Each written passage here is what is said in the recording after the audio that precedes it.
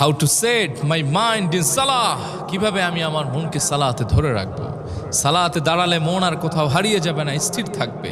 মনোযোগের সাথে চূড়ান্তভাবে সালাত আদায় করতে পারবো। অনেক সময় সালাতে আমরা দাঁড়াই, মনটা হারিয়ে যায়। সালাতে কি পড়ছি মনোযোগ থাকে না। সালাত পড়ি একদিকে কিন্তু মনটা থাকে আর একদিকে।